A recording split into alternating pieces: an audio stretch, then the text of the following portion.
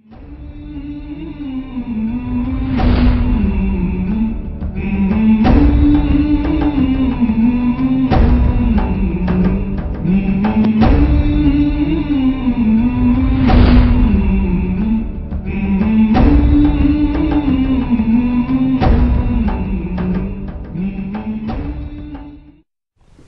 بالله السميع العليم من الشيطان الرجيم بسم الله الرحمن الرحيم بسم الله الرحمن الرحيم السلام عليكم ورحمة الله وبركاته. Alors, alhamdulillah, comme vous l'avez pu l'entendre tout à l'heure, donc vous avez pu l'entendre avec l'intervention de Mariam sur un certain nombre de droits, de revendications. Je vais un peu rebondir sur ce qu'elle a dit, sur les engagements qui paraissent nécessaires, ce qu'elle a fait entre les problèmes que les femmes expérimentent, auxquels elles font face quotidiennement, et puis plus généralement ce à quoi on doit s'engager. Et ce travail que l'on doit mener de façon assez claire sur la question des jeunes filles, des femmes, et vous en l'occurrence, puisque vous êtes aujourd'hui uniquement des femmes dans cette salle, l'un des premiers problèmes que l'on a, c'est que c'est exactement le sens de la question. Quand on parle de la famille, on s'adresse aux femmes. Donc la composante qui manque aujourd'hui dans cette discussion, c'est les hommes. Parce que si dans la tradition musulmane, l'idée que la centralité du noyau familial, c'est les femmes, c'est que la centralité, ce n'est pas l'exclusive. Il ne peut pas y avoir de centre s'il n'y a pas l'ensemble du rayonnement autour de la question de la famille. Et donc, comme il a été posé, la question a été posée, moi, ce que je vous propose, c'est en 30 minutes de donner une sorte d'introduction à la réflexion, puis ensuite, vraiment, de vous laisser le temps de discuter, d'avoir des questions et des réponses, puisqu'on a vu que les questions affluaient et qu'elles étaient très très nombreuses, que vous avez des choses sur le cœur, des réflexions dans l'esprit que vous avez envie d'exprimer. On essaiera d'en prendre le temps, d'y consacrer le temps nécessaire. Donc moi, ce qui m'intéresse aujourd'hui, c'est la question telle qu'elle est posée, c'est guérir et préserver les liens familiaux à travers la foi. Et je vais inverser les choses et poser la question, en fait, les liens familiaux viennent après ce que l'islam nous dit sur l'être humain et ce que la foi fait d'une femme et ce que la foi fait d'un homme. En fait, pour comprendre à quoi doit contribuer une famille, il faut comprendre ce que Allah subhanahu wa ta'ala attend d'un individu, homme ou femme. Vous comprendrez ce qu'il attend de la famille si la famille répond à ce qu'il attend d'un individu. Pourquoi ? Parce que même la famille n'est qu'un moment pour l'individu où il naît, il est éduqué, il est autonome ou elle est autonome, et un jour la famille est là et un jour on est de nouveau seul. Nous sommes entre deux solitudes, la solitude de la naissance et la solitude de la mort, et c'est seul qu'on sera jugé. Nous sommes bien d'accord. Donc la famille n'est pas une finalité, la famille est un moyen. Elle est un moyen pour permettre à une femme et à un homme de pouvoir se présenter devant Allah subhanahu wa ta'ala de la meilleure façon qu'il soit. Quand il est dit que le paradis est au pied des mamans, et quand il est dit toi et ton argent, tu appartiens à ton père, les deux versets, anta wa maluka li abik wal jannatu tahta aqdam al ummahat, tous ces versets hadiths que l'on connaît, qu'est-ce que ça veut dire? Ça veut dire que même dans la formule toi et ton argent appartiennent à ton père, ça veut dire que l'appartenance à ton père et la bonne compréhension de l'appartenance à ton père, c'est la bonne compréhension de l'islam qui te fera venir devant Dieu en ayant compris quelles étaient tes responsabilités. Quand il est dit le paradis est au pied de tes mamans, c'est que ce n'est pas ta maman qu'il faut adorer, c'est ta maman qu'il faut servir pour pouvoir entrer au paradis du Dieu seul qu'il faut adorer. Vous m'avez suivi? Donc tout ça, ce sont que des moyens. Ma famille est un moyen, ce n'est pas une finalité. C'est pour ça que dans le Coran, vous trouvez Et le mal wal banoun zinatul hayat ad-dunya, c'est-à-dire que l'argent, comme vos enfants, sont les embellissements de la vie de ce monde. Faites attention que le moyen ne devienne pas la fin.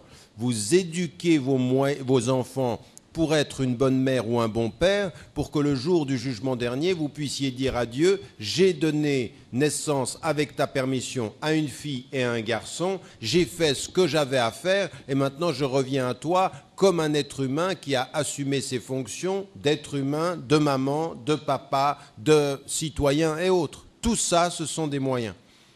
Vous avez compris ? Donc quand on pense à la famille, il faut qu'on se dise qu'est-ce qu'Allah subhanahu wa ta'ala attend de chacun et de chacune d'entre nous en tant qu'être humain pour qu'on sache que ce que la famille doit impérativement protéger. Et c'est dans la compréhension de ce qui est attendu de chacun d'entre nous qu'on comprendra de ce qui est attendu de nous ensemble, comme un papa, une maman, une fille, un fils, etc.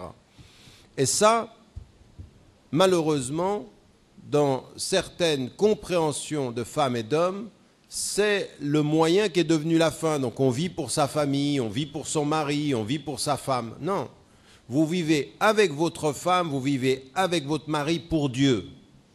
Vous éduquez vos enfants comme une maman ou comme un papa pour Dieu, pas pour lui, pas dans l'absolue focalisation. Et même ce qui est important, c'est qu'est-ce qui, en lui, votre fils, ou en elle, votre fille, va déterminer votre joie et votre colère, qu'il réponde à Dieu ou qu'il réponde à vos attentes, qu'il soit riche dans la société ou qu'il soit riche dans la spiritualité. Quand le prophète dit « Allahumma nas'aluka at-tuqa wal-afafa wal-ghina wa hubb al-masakin » il dit « Dieu, nous te demandons, et tuqa, c'est-à-dire et taqwa, c'est-à-dire l'amour révérentiel de Dieu, wal-afafa, c'est-à-dire le fait d'être éloigné de tous les besoins des hommes, wal-ghina, c'est-à-dire la richesse, mais pas la richesse financière, la richesse spirituelle, wa hubb al-masakin, avec la richesse spirituelle d'aimer les plus pauvres socialement. Donc on lui demande non pas la richesse ici-bas et l'oubli des pauvres ici-bas, c'est la richesse spirituelle pour l'au-delà, au point que nous aimons les pauvres ici-bas. Le contraire de ce qu'on comprend en général, nous. Nous, on veut la richesse ici-bas, et puis on oublie les pauvres ici-bas. Allah subhanahu wa ta'ala inverse les choses et dit au prophète de demander la richesse spirituelle ici-bas et la pauvreté. Mais qu'est-ce qu'il dit ? Il dit la richesse spirituelle ici-bas. Quand on est papa et quand on est maman, ça va demander des préoccupations. Qu'est-ce que vous demandez d'abord à votre enfant ? La réussite sociale qui apporte de l'argent ou la réussite spirituelle qui transforme votre enfant ou votre fille en service pour les autres ? Est-ce que votre enfant, il est là pour gagner de l'argent ou est-ce que vous l'éduquez pour servir ? Ça, c'est ce que vous devez comprendre si vous avez compris le sens de l'islam. Ce qu'Allah subhanahu wa ta'ala nous demande. Mais ce n'est pas mutuellement exclusif. Vous pouvez vouloir les deux et vous devez vouloir les deux. Réussir ici-bas, servir pour l'au-delà. Servir pour l'au-delà tout en réussissant ici-bas. Donc, une fois qu'on a compris ceci, on en vient à qu'est-ce qu'Allah subhanahu wa ta'ala attend de nous fondamentalement en tant qu'être humain et qui va déterminer comment il faut penser la famille, oui, comment il faut penser la famille et comment il faut qu'une famille se construise. Première des choses qu'Allah subhanahu wa ta'ala attend de nous, c'est que dans notre éducation, au fil des étapes, nous passions par la conscience qu'il est avec nous. Et la conscience qu'il est avec nous, c'est quand on est enfant, il est avec nous sans que nous ayons conscience. Et quand, on est d'accord, hein, un enfant, un petit bébé, les enfants que vous avez et qui n'ont pas la conscience de l'âge mûr, c'est-à-dire qu'ils n'ont pas atteint 13, 14 ans, eh bien ils sont avec Dieu sans s'en rendre compte. Nous, qu'est-ce qu'on doit faire ? C'est faire en sorte que même si eux, ils ne se rendent pas compte, il y ait autour d'eux le fait des choses qui leur rappellent que Dieu existe. 3 choses. 1, systématiquement et le plus possible, les versets du Coran ou des hadiths qui tournent dans la maison et qui tournent sans qu'eux ne se rendent compte, ça doit faire partie de leur paysage psychologique. Oui ? Il y a un paysage psychologique, il y a un paysage intellectuel et il y a un paysage sensoriel. Oui, le paysage psychologique et émotif, c'est le Coran, c'est on entend le Coran, on entend qu'il y a quelque chose dans l'air qui est un lien avec le spirituel. Oui. La deuxième des choses, c'est l'adhkar, c'est-à-dire le dhikr, c'est-à-dire toutes ces petites formules qu'on dit avant de manger, qu'on dit avant de dormir. Vous savez, tout ça sont des petits rappels. Ça fait partie de leur paysage intellectuel. Oui, intellectuel, c'est-à-dire de connaître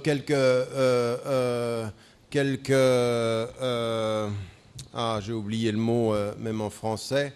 Ça me vient, en adhkar, c'est, comment on dit des prières, du dhikr, quoi, les formules du dhikr, d'accord, qu'on connaisse ceci. Ça, c'est le paysage sensoriel, c'est pour l'enfant de lui montrer la nature, de lui montrer les animaux, de tout ceci, et de lui rappeler qu'il y a un créateur. Donc, le sensoriel pour rappeler Dieu, l'intellectuel pour se souvenir de formules, et le psychologique parce que vous faites vivre, sans que vous vous en rendiez compte, une demeure où il y a du Coran, une demeure qui est emplie de présence spirituelle, de djinns positifs et d'anges protecteurs. Vous voyez, tout ça, c'est parce que l'on sait qu'on est par étapes. Et Allah subhanahu wa ta'ala nous l'a montré avec le prophète sallam. Il n'a reçu la révélation à 40 ans, mais il a été parmi les protégés dès son plus jeune âge. Il y avait des signes autour de lui. Donc ça, c'est un premier élément. Et puis ensuite, dès qu'il atteint ou elle atteint l'âge de la conscience, des choses vont s'ajouter. Donc, attention, ça n'est pas parce que l'enfant ne conceptualise pas qu'il ne reçoit pas. Ce n'est pas parce qu'il ne dit pas qu'il n'entend pas. Ce n'est pas parce qu'il n'exprime pas ses sentiments qu'il ne sent pas. Tout ceci, aujourd'hui, les sciences nous l'ont confirmé. Votre enfant peut sentir des vibrations et un réel rapport avec le monde encore dans votre ventre quand vous êtes en gestation. Quand une maman est enceinte, sans qu'elle se rende compte, ce qu'elle fait, ce qu'elle dit, comment elle se comporte a une influence. Et ce qui est l'environnement sensoriel et auditif. On a des enfants qui réagissent à des sons de musique à l'intérieur de l'estomac, enfin à l'intérieur des entrailles des femmes. D'accord ? Donc en l'occurrence, il faut qu'on soit conscient de ça. Ça, c'est un premier élément. Ensuite, de quoi a-t-on besoin en tant qu'être humain ? Dès qu'on atteint l'âge de raison, et pour atteindre l'âge de raison, on a besoin d'éducation. Donc, ce dont nous avons besoin, c'est d'éducation et d'éducation intellectuelle, c'est-à-dire de former l'esprit à commencer à réfléchir, l'acquisition des mots, tout ceci est important. Et une famille est un espace où on entretient l'éducation, où on forme l'éducation et où on oriente l'éducation. Mais pas seulement. Ce dont a besoin un enfant, une fille ou un garçon, c'est dans le processus de sa formation intellectuelle, énormément de processus affectifs. Et le processus affectif, c'est la tendresse, c'est de l'amour. Souvenez-vous, le prophète sallam qui embrassait les enfants, qui embrassait son enfant, qui donnait des sermons avec des enfants, qui laissait ses enfants jouer sur son dos pendant qu'il priait. Il envoie un message à tous.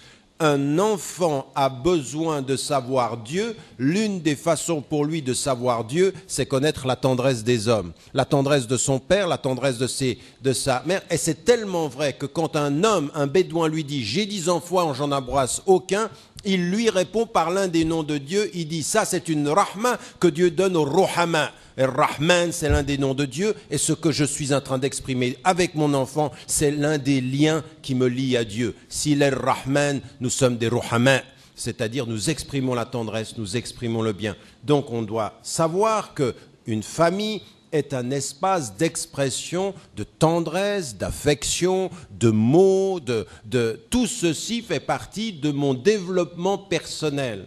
Je ne peux pas entendre des parents qui ne me parlent que du devoir de croire et non pas du devoir d'aimer. Oui, du devoir d'aimer. Et quand je dis devoir d'aimer, je le dis expressément. Parce que le devoir d'aimer, ça veut dire attention. Il faut systématiquement aussi penser et s'interpeller les uns des autres sur les meilleures façons qu'on peut avoir d'aimer et d'approfondir. Allah subhanahu wa ta'ala nous le dit avec nos parents. Vous aimez naturellement vos parents, il faut que vous compreniez le devoir d'aimer vos parents spirituellement. Donc il faut faire ce que vous faites naturellement et le faire davantage encore spirituellement. Il faut ajouter à votre... Et ça veut dire quoi? Ça veut dire ne vous laissez pas aller au naturel. Ajoutez de la conscience au naturel de l'amour. Et la conscience au naturel de l'amour, c'est je dois faire plus, je dois servir davantage mon père et ma mère parce que c'est les voies de mon paradis. Donc ici, avec l'âge de raison, il y a l'éducation. Et l'éducation avec la tendresse. Et ça s'appelle comment ceci? Ça s'appelle comment? C'est quelque chose qui est très important quand on pense à la dimension intérieure. Allah subhanahu wa ta'ala, ce qu'il attend de nous, et il nous dit qu'on doit travailler à nous purifier. L'espace familial est un espace dans lequel on travaille à réformer son cœur, à réformer son intelligence, plus de connaissances, de l'affection. Et c'est trois choses qui vont apparaître dans la famille. La première des choses, c'est une chose qui vous donne en fait votre vraie solidité. Votre vraie solidité d'être humain, elle n'est pas dans le fait d'être physiquement fort. Vous êtes solide par rapport à ce que le monde vous donne quand vous êtes épanoui. L'épanouissement, qu'est-ce que c'est? C'est quand vos besoins trouvent leur réponse. C'est-à-dire que vous réussissez à avoir ce dont vous avez besoin, vous y trouvez une réponse. L'épanouissement est une protection. Et en fait, un être humain qu'on dit être un être humain équilibré dans ses sens, ou on dit qu'il n'a pas de handicap. Vous voyez la différence entre un être qui est normalement constitué ou naturellement constitué et quelqu'un qui a un handicap peut être quelqu'un, par exemple, sur un des sens ne fonctionne plus. Il est dit que nous avons 5 sens, n'est-ce pas? Nous avons l'odorat, l'ouïe, etc. Vous connaissez les 5 sens. Quand un disparaît, en général, on compense par d'autres. Oui? Et cette compensation par d'autres ne vous donne pas forcément toujours un équilibre parfait, mais un équilibre tu tends vers l'équilibre. Et nous sommes comme ça. Nous sommes des êtres humains, notre épanouissement, nous n'aurons jamais un épanouissement dans toutes les facettes de notre personnalité. Et parfois, c'est comme quelqu'un qui peut avoir un handicap sur la vue, ou un handicap sur l'audition, ou un handicap sur le toucher. Un être humain, quand il se regarde en face, il essaye d'avoir un épanouissement sur toutes les facettes. Mais notre responsabilité, c'est de reconnaître quels sont nos besoins et parfois de compenser. Une femme, un homme n'aura pas toutes les facettes de sa personnalité dans l'épanouissement. Nous ne sommes pas des anges et nous ne sommes pas parfaits. Mais par contre, nous avons la responsabilité d'essayer de trouver des compensations, d'essayer de trouver... Alors parfois, il y a le besoin intellectuel. Nous avons tous un besoin intellectuel, c'est d'essayer de mieux comprendre. Nous avons un besoin affectif, nous avons besoin d'être aimés et d'aimer. C'est une nécessité. Nous avons un besoin psychologique. Et attention, c'est très important ça. Dans notre propre regard, le besoin d'avoir de la confiance en soi. La confiance en soi. Et la confiance en soi, c'est un petit garçon qui vient vers vous, qui vous donne un dessin et vous lui renvoyez une image de lui-même, qui est une image, c'est bien le dessin, vous l'encouragez. C'est prendre la parole en public et de se dire j'ai achevé mon but, je suis au niveau de l'objectif que je m'étais atteint. C'est le regard que les autres ont sur nous. La confiance en soi, c'est un des éléments très importants. Un espace familial qui ne permet pas à quelqu'un d'avoir confiance en soi est un espace familial bancal. C'était un problème. Donc, dans l'épanouissement, il y a cette idée que toutes les facettes de votre personnalité doivent pouvoir essayer de trouver plus ou moins une réponse. Et Allah subhanahu wa ta'ala, c'est ce qu'il nous demande. Il nous demande l'épanouissement. La foi n'est pas de se sentir mal, la foi c'est de se sentir bien et d'essayer de trouver un équilibre entre respecter les principes, comprendre les principes, respecter son corps, comprendre ses besoins, comprendre le besoin également que l'on a d'avoir confiance en soi. Barakallahu fiki, merci beaucoup. Vous me suivez ? Donc, Allah subhanahu wa ta'ala, ce qu'il demande, c'est cet épanouissement. Et cet épanouissement, on doit y penser dans la famille. Et encore une fois, quelqu'un d'épanoui entre un frère et une sœur, entre un frère et un frère, entre une sœur et une sœur, c'est pas tout le monde n'est pas pareil. Et des parents le savent. l'épanouissement pour une sœur, ce n'est pas la même chose que l'épanouissement pour l'autre sœur. L'épanouissement pour un frère, c'est pas. Ça veut dire qu'il faut bien observer dans la famille, et l'épanouissement de la femme, ce n'est pas l'épanouissement de l'homme. Chacun doit travailler à son épanouissement, la famille doit travailler à son épanouissement, mais chacun d'entre nous doit travailler avec ses déséquilibres. Donc ce qu'Allah subhanahu wa ta'ala nous dit, quand vous êtes en famille, comprenez bien une chose, et ça c'est le deuxième point que je voulais mettre en évidence, vous êtes responsable aussi de votre épanouissement. Ne faites pas de l'autre le responsable de tous vos déséquilibres. À un moment donné, il faut se prendre en charge.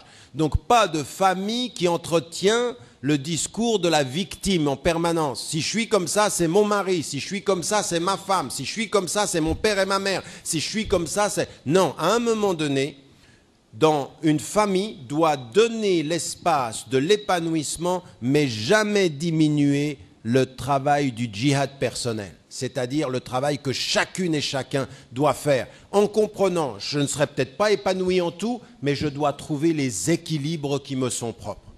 Vous comprenez ce que je suis en train de dire? Ça, c'est une dimension particulièrement importante, parce que certains sont dans la société comme ils sont en famille, et dans la famille comme ils sont en société. Ils développent une mentalité de victime, une mentalité victimaire, une mentalité finalement négative. Ne comprenons pas qu'une famille, c'est un corps d'individus qui se battent seuls et ensemble. On finit par être ensemble pour rendre l'autre responsable de mes propres déficiences. Ça, il faut vraiment, vraiment comprendre que oui, votre père, oui, votre mère, oui, vos enfants ne seront pas parfaits. Mais passez votre temps à leur dire « t'es pas parfait », ça ne vous rend pas parfait. Ça fait juste deux imparfaits. Deux personnes qui n'y arrivent pas. Mais à un moment donné, observer l'imperfection d'un autre, prendre sur soi son propre combat en disant « peut-être que toi, tu n'arrives pas à t'en sortir, mais je vais m'en sortir ». Et dans votre travail, aider l'autre à faire son travail. Alors là, c'est deux responsables. Deux personnes qui luttent ensemble et non pas deux personnes qui se regardent comme des victimes. Dans la famille, c'est très important de comprendre l'objectif de l'épanouissement. Un, c'est l'épanouissement personnel avec toutes ses dimensions. Deux, comprendre que l'un des moyens de l'épanouissement, c'est le djihad personnel, c'est le travail, c'est la prise en charge individuelle également. Et puis le troisième facteur de l'épanouissement, c'est la question du temps. C'est la question du temps. C'est-à-dire que la famille, c'est comme la foi. Ça augmente et ça diminue. Oui? C'est-à-dire que parfois, il y a des grands moments de famille, puis des moments donnés, le plus grand de mes ennemis, c'est mon père. Le plus grand ennemi, j'ai l'impression, c'est ma mère, c'est mon fils. Oui, vous comprenez ce que je veux dire? À un moment donné, on a des problèmes de famille. Un problème de famille, parfois, c'est comme la baisse... la régression de la foi. On dit, mais comment je vais m'en sortir avec ce qu'il a fait, ce qu'elle a fait, ce qu'elle a dit? T'as vu mon père ce qu'il m'a dit? T'as vu ce que ma femme m'a dit? Ma femme m'a dit ça. Ou mon mari m'a dit ça. Et alors? Le moment le plus important, c'est de prendre ceci et d'essayer de se dire l'épanouissement personnel, le djihad personnel et la famille, c'est aussi dans le temps que ça se gère. Oui, ça c'est l'un des grands problèmes de notre époque contemporaine. Il y en a certains, ils se marient. Alors il y en a, je ne savais pas qu'il y en a qui se mariaient le matin, se divorçaient le soir.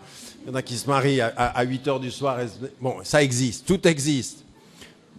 Mais le problème que nous avons dans notre communauté, c'est que tout ce que je viens de vous dire, on ne le comprend pas dans le sens où la foi nous dit « attention ». Allah subhanahu wa ta'ala demande à chacun d'entre vous « respectez l'islam, mais n'oubliez pas votre épanouissement personnel ». Comprenez que vous êtes en djihad personnel et qu'en famille, ce sera un djihad à plusieurs, dans la responsabilité individuelle et la responsabilité collective. Et qu'il faut du temps. C'est-à-dire, vous ne commencez pas à penser à vous séparer quand vous commencez à gérer les problèmes qui vous rassemblent. Oui ? C'est difficile, la vie à 2, la vie à 3, la vie à 4, la vie à 5, une vie de famille, ça n'est pas facile. Et d'autant plus dans notre époque où on nous dit, dès qu'il y a un problème, eh bien, on commence déjà à penser, t'es pas fait pour moi. Alors qu'il se pourrait que le fait qu'il y ait un problème entre nous, c'est fait pour moi, parce que ce problème, c'est la voie de mon amélioration. C'est ce qui va me permettre de lutter, c'est ce qui va me permettre de dépasser les choses. Vous voyez, même ce que ne vous donne pas l'autre, même ses défauts, même ses manquements, peuvent être des moyens que Dieu décide sur votre route pour être l'obstacle qui vous fera grandir et non pas l'obstacle qui vous fera vous séparer. Mais quand vous êtes trop en... Vous comprenez ce que je veux dire? Vous me suivez là? Donc c'est pas facile. Mais c'est extraordinaire. Mais c'est extraordinaire en soi. Pourquoi? Parce qu'on comprend, avec ceci, on commence à comprendre la vie de famille différemment, en se disant, bon, qu'est-ce que ça doit donner à chacun d'entre nous dans la famille? Et donc, comment Allah subhanahu wa ta'ala attend de chacun d'entre nous qu'on travaille dans tous ces domaines-là, personnellement. Et puis, le dernier élément, celui qui va envelopper toute cette dimension de l'enseignement de la famille à partir des responsabilités individuelles, c'est qu'Allah subhanahu wa ta'ala, il nous dit, un jour vous serez seuls, mais comprenez une chose, c'est que toute cette lutte que vous avez à voir ensemble, tout cet épanouissement individuel et familial, d'accord? Cet épanouissement-là, ce djihad individuel et ensemble, et le temps que vous avez pris, eh bien tout ceci, Allah subhanahu wa ta'ala le voit et il vous appelle une famille, zurriya, et il dit, n'oublie jamais, tu es seul mais tu as un père, tu es seul mais tu as une mère, tu es seul mais tu as un fils, tu es seul mais tu as une fille, tu es seul mais tu as des grands-parents. Et cette dimension-là, elle place la dimension du rapport à Dieu en disant seul mais en famille toujours. Et quel est le lien de la famille? C'est rahim. Rahim, c'est-à-dire le lien, silat rahim. Comprendre que ça, où que vous soyez, sur l'île Maurice ou partout sur la terre, silat rahim est essentiel à la constitution de votre foi. Parce que qu'est-ce que dit rahim? Ça dit deux choses. Le lien avec ceux que l'on aime, le lien avec celui qui nous aime, et le lien entre ceux que l'on aime et celui qui nous aime, c'est d'être aimé par celui qui dispense l'amour, Ar-Rahman. Donc il y a une dimension du succès personnel qui passe par le succès de la famille. Vous comprenez ce que je veux dire? Donc il faut se poser la question, en quoi une famille est bien quand elle donne à chacun ce qu'il lui faut? Et quand elle donne à chacun ce qu'il lui faut, il doit comprendre chacun d'entre nous, que c'est par la famille que passe aussi son destin. Ça veut dire que même si vous ne vivez pas en famille, même si vous êtes seul, même si vous avez des parents qui ne sont pas musulmans, même si vous avez des parents avec lesquels vous vous êtes disputés, comprenez sur votre route à un moment donné que votre lien avec Allah subhanahu wa ta'ala, c'est de ne jamais les oublier.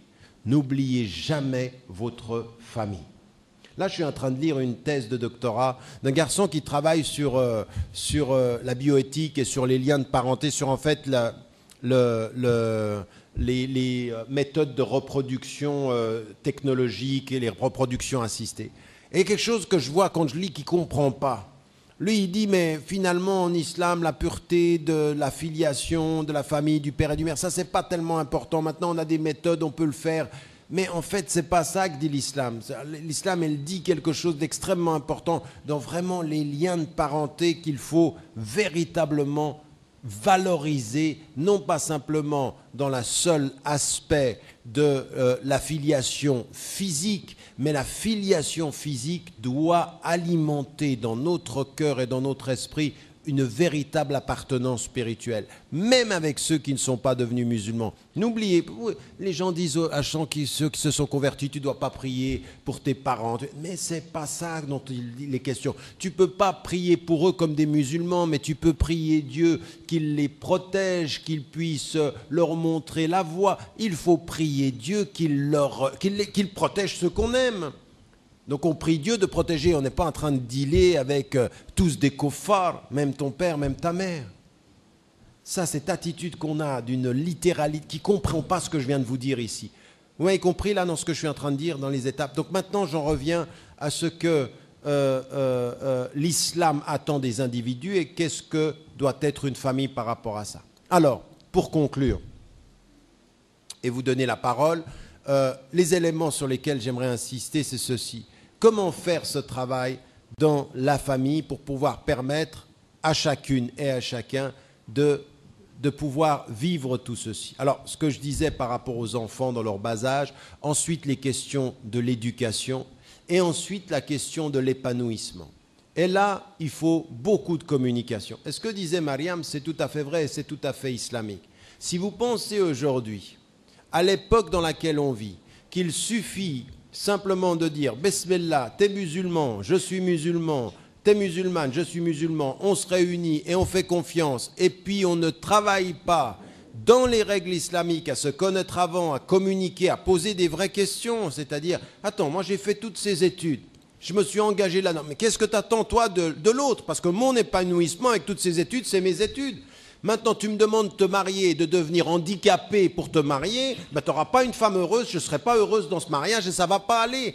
Tu ne peux pas me marier en me demandant de ne pas être épanoui à partir de tout ce que j'ai fait. Donc ça, c'est une discussion que l'on a. Mon épanouissement peut passer par les études que j'ai faites, par le travail que je suis en train de faire, par le fait d'avoir une vie sociale. Mon épanouissement, c'est pas la règle islamique, c'est que tu obéisses à ton mari, et le mari, quoi qu'il pense, c'est juste. Non, des fois tu penses mal, des fois tu penses faux, et si tu ne penses qu'à toi par les règles, tu penses faux. Parce que les règles disent, dans le mariage, il faut qu'on soit épanoui, il faut qu'on puisse trouver un équilibre. Et ce que tu disais, Yasmine, ça c'est très important, toute la question de l'équilibre. Ne pas accepter une soumission aveugle, mais pas devenir arrogant au nom de l'inverse. C'est toute une question de dialogue. Donc, le couple, la dimension de famille, elle passe par le dialogue, elle passe par comprendre. Et puis, à partir d'un certain moment, dans ce partage, à chacun aussi, à partir d'un certain âge, de comprendre les horizons de son propre épanouissement. Une femme comme un homme, une fille comme un garçon, est de travailler à ça. Le droit de l'enfant sur ses parents, c'est son épanouissement à elle comme à lui. Ça veut dire quoi? Un des éléments de l'épanouissement, c'est l'apprentissage de sa religion.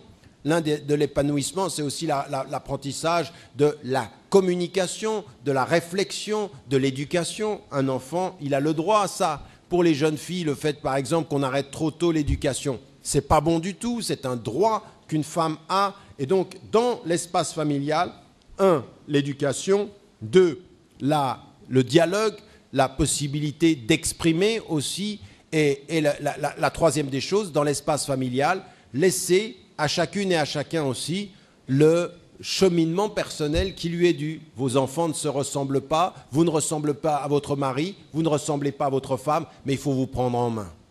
Il faut vous prendre en main. Faites de la famille un espace de personnes qui constituent leur djihad personnel ensemble, mais pas un espace où on imagine que la famille va se faire par notre paresse ou par l'intermédiaire de notre paresse. Non, c'est un combat, c'est un travail, et chacun doit trouver son équilibre également. Donc c'est un vrai travail où, encore une fois, votre femme, elle vous donnera peut-être pas tout, elle ne donnera pas. Vous ne donnerez peut-être pas tout à votre mari, il devra aussi lui faire son travail pour trouver dans ce qu'il n'a pas là, ce qu'il peut compenser aussi ailleurs, dans l'ordre du halal et dans l'ordre des autres dimensions. La femme, c'est la même chose, et les enfants, c'est la même chose. On ne trouve pas tout dans la famille et on ne dit pas tout dans la famille. Et il faut qu'on soit clair là-dessus. Il y a des choses qu'on ne dit qu'à Dieu, il y a des choses qu'on garde à son cœur. On dit dans la famille ce qui permet de faire avancer la famille vers un équilibre. Mais il y a des moments où on a notre relation à Dieu, où on a des choses qui sont en nous. Tout dire, vous savez, même dans le rêve, le prophète il a dit, vous avez un rêve qui est beau, vous le dites. Un rêve qui est mauvais, vous le gardez, c'est entre vous et Dieu. Vous ne dites pas tout. Vous n'êtes pas obligé de commencer, t'es mon mari, je vais tout te dire. Non, en plus, ce qu'Allah a rendu, vous a protégé, dont il vous a protégé du public, c'est un acte de protection et de rahma. C'est-à-dire qu'il y a des choses que vous avez dans votre passé, Dieu les a protégées, vous n'êtes pas obligé d'aller les révéler. Ce qu'il protège et qui vous permet de, vous, à partir d'une intention pure, de commencer une nouvelle vie, gardez-le en tant que tel. Ne dites pas des choses qui blessent inutilement.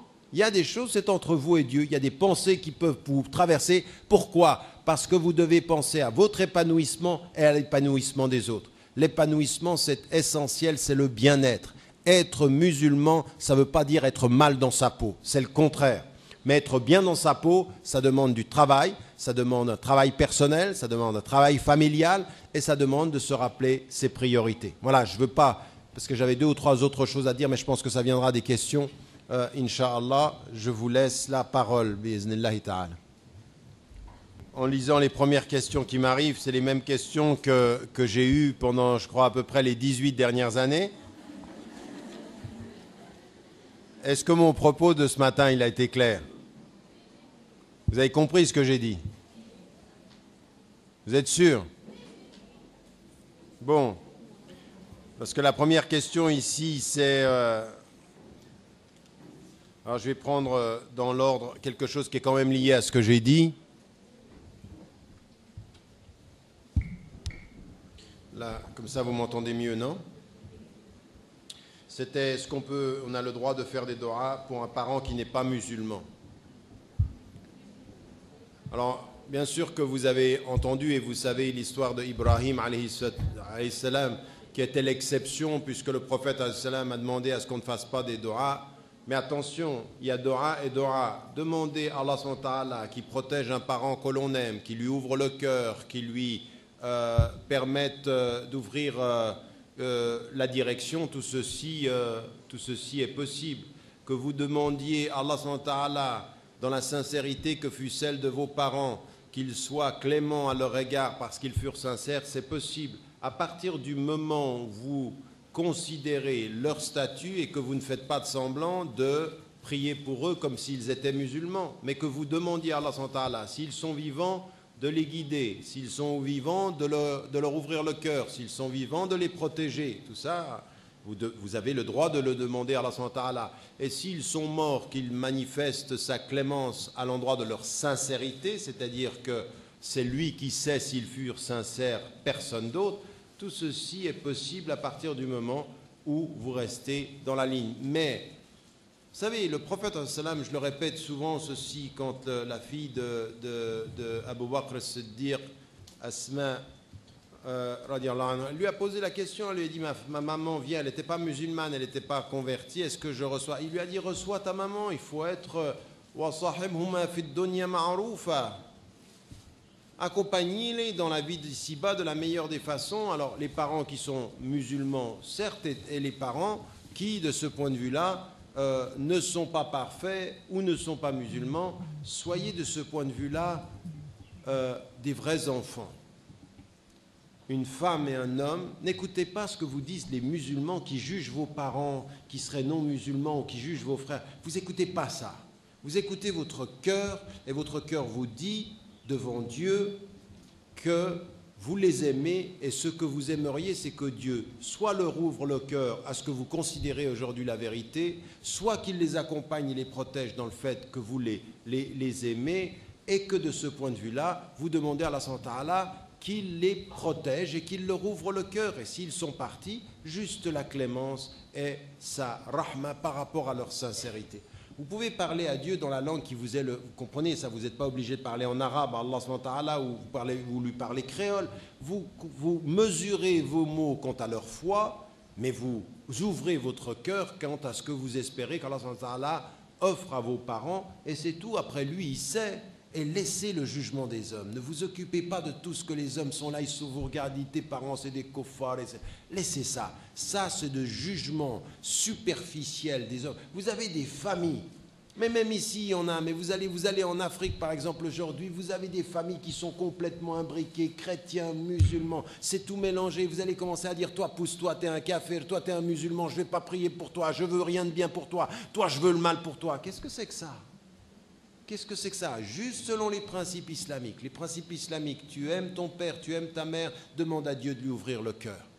Ton père et ta mère ne suivent pas l'islam, ils ne sont pas de bons pratiquants, demande à Allah subhanahu wa ta'ala qu'ils fassent, qu'ils sont meilleurs pratiquants. Ton fils, ce père, demande à Allah subhanahu wa ta'ala. Et puis, tous ceux qui ne sont pas musulmans, demandent à Allah subhanahu wa ta'ala, vivants ou morts, qu'il les protège et qu'il les juge selon leur sincérité. Voilà, c'est tout ce que vous pouvez faire, mais vous avez presque le devoir de faire ceci. De ne pas oublier ceci. Et dites-vous bien une chose, si à un moment donné, vous êtes devenu musulman dans le cours de votre vie et avec des parents qui peut-être même eux étaient athées ou étaient peut-être anti-religieux ou étaient chrétiens ou étaient juifs ou étaient quoi que ce soit, dites-vous bien une chose, c'est qu'Allah subhanahu wa ta'ala, si vous a choisi sur cette route, c'est aussi l'une des causes. Eux, ils ne le savent pas, mais Dieu, il sait d'où vous venez. Vos parents, même s'ils étaient contre, sont l'une des causes que vous êtes pour. Comprenez? Parce qu'il n'y a pas de hasard, c'est pas un hasard, c'est pas... Il y a des jeunes qui sont venus à l'islam parce que leur père leur disait ou leur mère leur disait Dieu n'existe pas, il n'y a pas de religion. Et eux, ça les a travaillés et ils ont commencé à chercher. Et des autres, parce qu'ils ont vu qu'ils étaient chrétiens pratiquants, ça leur a ouvert. Puis à un moment donné, ils se sont cognés sur Jésus, fils de Dieu, ça ne me va pas. Et ils sont venus. Donc vos parents et ceux que vous aimez, même quand eux ne deviennent pas musulmans, sont parfois les instruments de votre islam. Vous vous rendez compte de ça?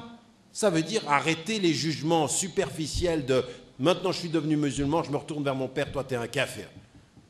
Ça, il faut arrêter. Ceci, c'est grave. Et moi, mon conseil, c'est, vous savez, c'est ce que je vous dis des fois, c'est entre vous et Dieu, n'écoutez pas les gens. N'écoutez pas ce qu'ils disent. Les gens, ils ne comprennent pas ce qu'il y a dans votre cœur par rapport à votre mère et votre père. Ils ne comprennent pas. Donc, vous voyez, je veux dire, Nuh, alayhi salam, quand il dit mon fils, c'est qu'Allah subhanahu wa ta'ala, il dit non, c'est pas ton fils. C'est parce que son fils, il est dans la rébellion. Il sait Dieu, mais il se rebelle. Et même lui, il tient encore à son fils juste avant le déluge, juste avant lui. Allah subhanahu wa ta'ala dit non, non, non, non. Lui, c'est un rebelle. Lui, c'est... Attention, je veux dire, même dans le rebelle, quand le fils s'en va, on se retourne vers Dieu et dit oh Dieu, ouvre-lui le cœur. Et même dans le rebelle. Donc il faut faire attention, Inch'Allah.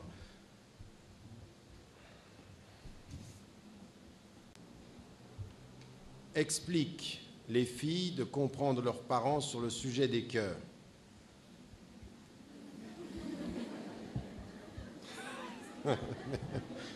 Comment je vais faire ça, moi?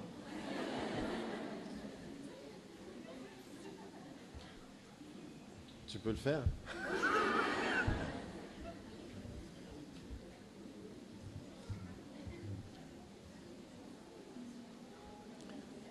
Vous savez, ça c'est quelque chose qui est difficile parce que ça demande beaucoup de travail. Et les filles par rapport aux parents, et les garçons par rapport aux parents, et les parents par rapport aux filles. C'est ce qui s'appelle parfois les raisons du cœur. C'est que parfois on ne les comprend pas bien. On voit, par exemple, ce que nos parents nous imposent, mais on ne voit pas qu'ils nous l'imposent par amour. Vous savez, dans la campagne qu'on a lancée, on a lancé une campagne en Europe contre les mariages forcés. Qui ne sont pas forcément islamiques, hein, les mariages forcés, c'est culturel, ça se fait en Turquie, ça se fait en Égypte, ça se fait en Afrique, ça se fait ici même, hein, c'est pas islamique, c'est chez les hindous, vous trouvez ceci, on arrange le mariage, on l'impose aux filles, etc. Et à un moment donné, vous tombez en face de parents qui disent « mais moi je l'ai fait parce que j'aime ma fille » ou « j'aime mon garçon ». Donc ils disent « je sais ce qui est bien pour mon fils ou ma fille, c'est par amour que je le fais ». Donc en fait, par amour, ils imposent. Ça, c'est les raisons du cœur. Donc vous devez discuter et dire non, tu l'aimes, mais il ne faut pas que ton amour devienne un amour oppressant qui ne laisse pas d'espace pour respirer ou décider. Ton fils ou ta fille, il a un choix à faire. Allah subhanahu wa ta'ala, par l'intermédiaire du prophète, a dit qu'une fille, elle donne son consentement dans le mariage. Donc on ne peut pas aller au nom de l'amour contre un principe. C'est pour ça qu'il faut éduquer ses émotions. C'est pour ça que même dans l'amour, il faut un djihad. Même les parents, il y a des parents qui sont trop protecteurs, des femmes, des mamans qui sont trop protectrices, des mamans, comme il a été dit par Mariam tout à l'heure, qui reproduisent les schémas. Ça veut dire qu'il faut lutter contre ça. Donc à un moment donné, on est tous... Et qu'est-ce qui va le permettre? Un, de ne pas être une victime, c'est-à-dire de dire les choses, voilà, moi c'est ça, et de la communication. Donc, ne pas être une victime, c'est pas être arrogant, hein, parce qu'il y a certaines filles qui vont sortir de la conférence, retourner à la maison. J'ai entendu le frère Tarek, je ne suis pas une victime, tu vas m'écouter? Je n'ai pas dit ça. J'ai dit, je ne suis pas une victime, on dialogue, on ne se laisse pas faire. Oui, on ne se laisse pas faire, mais on dialogue. C'est toute une question, encore une fois, d'humilité. Il y a une façon de dire les choses aux gens. Mais vous le savez, ça. Vous savez comment des fois il faut parler à votre maman, des fois il faut parler à votre papa, comment il faut parler à votre fils. Tout ça, ce sont des choses qui sont importantes. Donc, la communication avec les principes. Oui, les principes et la communication. Les principes, c'est le contenu de l'enveloppe, et l'enveloppe, c'est la façon dont on dit les choses. C'est pour ça que Allah subhanahu wa ta'ala, quand il parle de da'wa, qu'est-ce qu'il dit? Ud'u ila sabili rabbik bil hikma, c'est-à-dire sois sage. Regardez, sois sage. Wa jadilhum, non, il dit d'abord Ud'u ila sabili rabbika bil hikmati wal maw'idati al hasana. Donc il dit, regardez bien, tout y est là. Toi, tu tiens l'enveloppe, c'est avec ta sagesse. Bil maw'idati al hasana, le contenu de l'enveloppe, c'est la bonne parole. Wajadilhum billati hiya ahsan, ça c'est l'enveloppe, c'est parle-leur de la meilleure des façons. Oui? Donc l'enveloppe, c'est la meilleure des façons. La bonne formule, c'est ce qu'il y a dedans. Et celui qui l'apporte, c'est quelqu'un de sage. Vous m'avez suivi?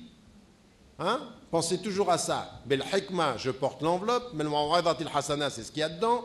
Et puis, wajadilhum billati hiya ahsan, c'est l'enveloppe dans laquelle je mets tout ceci. Il faut être la même chose à la maison. Il faut que ce qui est dans l'enveloppe, ce soit les principes, la façon dont je le porte, c'est avec sagesse, et l'enveloppe, c'est de la bonne façon. Oui, c'est une nouvelle façon, un nouveau tafsir des 3 versets.